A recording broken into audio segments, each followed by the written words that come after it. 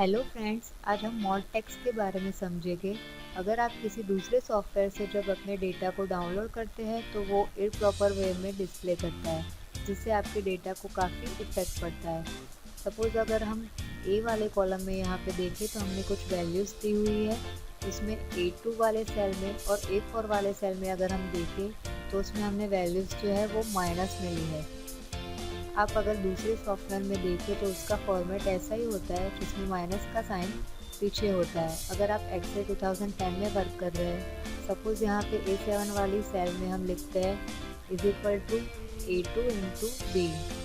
अगर आप यहाँ पे एंटर करके देखते हैं तो यहाँ पे हमें एरर शो कर रहा है, यानी कि इस तरह की फॉर्मूला आप ऐसे कैलकुलेट नहीं कर सकते। हम यहाँ से इस वैल्यू को रिमूव करते हैं।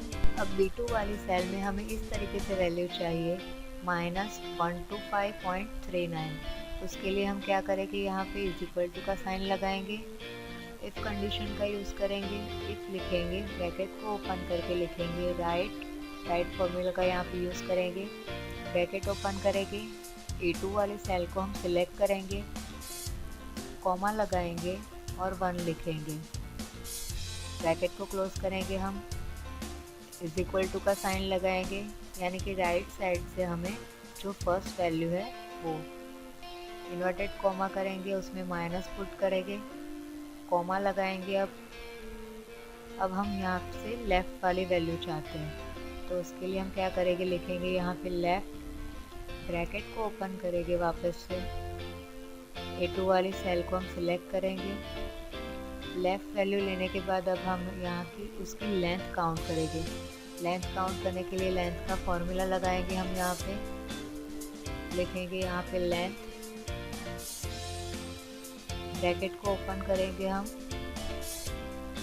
A2 वाली सेल को सिलेक्ट करेंगे, ब्रैकेट को वापस से क्लोज कर देंगे। अब हम -1 करेंगे और हमारे ब्रैकेट क्लोज करेंगे, यहाँ पे 2 टाइम्स ब्रैकेट क्लोज हो गया।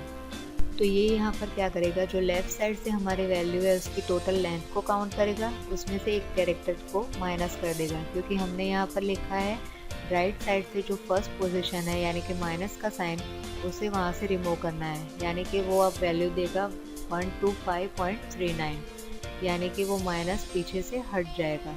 अब वो माइनस हमें आगे चाहिए, तो उसके लिए हम यहाँ पे क्या करेंगे, मल्टीप्लिकेशन का साइन करेंगे, -1, कॉमा लगाएंगे और A2 वाली सेल को हम सिलेक्ट करेंगे। ये क्या करेगा, A2 वाली सेल में जहाँ पे माइनस का साइन नहीं है उसे एज इट इज़ रखेगा, और जहाँ पे माइनस का साइन है उसे मल्टीप्लिकेशन के साथ -1 करके आंसर यहाँ पे डिस्प्ले करेगा।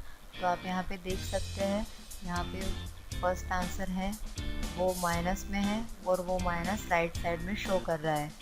अब आप बाकी के सारे यहाँ पे रिज़ल्ट डिस्प्ले कर सकते हैं।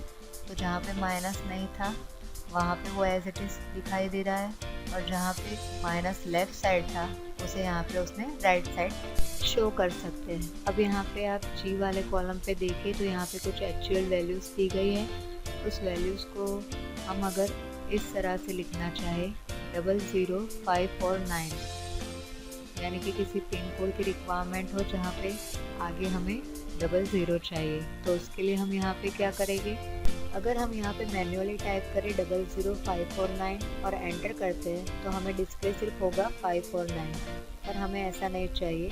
तो उसके लिए हम क्या करेंगे, उसके लिए हम H वाली सेल में जाएंगे, इज इक्वल टू का साइन लगाएंगे, टेक्स्ट लिखेंगे, ब्रैकेट को ओपन करेंगे, G6 वाली सेल को हम सिलेक्ट करते हैं, कॉमा लगाएंगे, इन्वर्टेड कॉमा लगाएंगे, और हमारी यहाँ पे जो एक्चुअल वैल्यूज़ हमें दी है वो हम यहाँ पे देखते हैं तो 5 डिजिट की है, 5 डिजिट से ज़्यादा नहीं है, 5 डिजिट से कम है, इसलिए हम यहाँ पे 50 लगाएंगे, 1 2 3 4 5, डबल कोट लगाएंगे, हम ब्रैकेट को क्लोज करते हैं हम और एंटर करते हैं। एंटर करने के बाद आप देख सकते हो यहाँ पे हमें वैल्यू मिल रही है 00549। तो इसने यहाँ पे हमारी वैल्यू के आगे 00 पुट कर दिया है, यानी कि हमें जिस तरह से वैल्यू चाहिए थी वो हमें अब मिल गई है। बाकी की वैल्यू जानने के लिए इसके बॉटम कॉर्नर पे जाएंगे, वहाँ से हम ड्रैग करेंगे, तो आपको यहाँ पे सारी वैल्यू डिस्प्ले हो रही है। अगर हम यहाँ पे G8 वाले सेल में जाके देखते हैं तो वहाँ पे आप देख सकते हैं कि यहाँ पे 2 डिजिट थे तो उसने उसके आगे 3 डिजिट लगा दिए, 3 0 पुट कर दिए हैं। तो इस तरह से अब हम हमारे इस वैल्यू का सम निकालना चाहते हैं। तो सम निकालने के लिए हम सबसे पहले हम होम टैब पर जाएंगे। एडिटिंग ग्रुप में से हम ऑटो सम को सिलेक्ट करेंगे। ऑटो सम को सिलेक्ट करने के बाद हम हमारे रेंज को सिलेक्ट करेंगे, H6 to H10। रेंज को सिलेक्ट करने के बाद हम यहाँ पे एंटर प्रेस करते हैं। एंटर प्रेस करेंगे तो आप यहाँ पे देख सकते हैं यहाँ पे जो वैल्यू मिली है हमें वो 0 मिली है, यानी कि हमने जो ये वैल्यू फाइंड करने के लिए फॉर्मूला यूज़ किया था वहाँ पे टैक्स फॉर्मूला यूज़ किया था।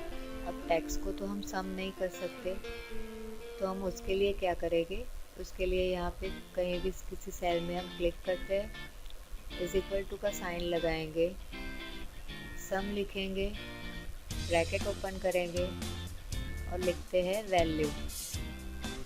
फिर से ब्रैकेट ओपन करेंगे और हमारी जो रेंज है जिसका हम सम करना चाहते हैं उसे सिलेक्ट करेंगे, H6 to H10। ब्रैकेट को हम क्लोज करते हैं, 2 टाइम ब्रैकेट क्लोज होगा यहाँ पे। तो अब ये क्या करेगा, जो भी हमारी टैक्स वैल्यू थी उसे वैल्यू में कन्वर्ट करेगा। एंटर प्रेस करेंगे हम। एंटर प्रेस करके आप देख सकते हैं यहाँ पे एरर शो कर रहा है। आप इस तरह से वैल्यू को काउंट नहीं कर सकते। डबल क्लिक करेंगे यहाँ पे और कंट्रोल शिफ्ट एंटर प्रेस करेंगे। कंट्रोल शिफ्ट एंटर प्रेस करते ही आप यहाँ वो वैल्यू वहाँ पे डिस्प्ले हो जाएगी। इस तरह से टैक्स में से जब भी हम वैल्यू में कन्वर्ट करते हैं तब हम कंट्रोल शिफ्ट एंटर का यूज़ करते हैं। Thank you.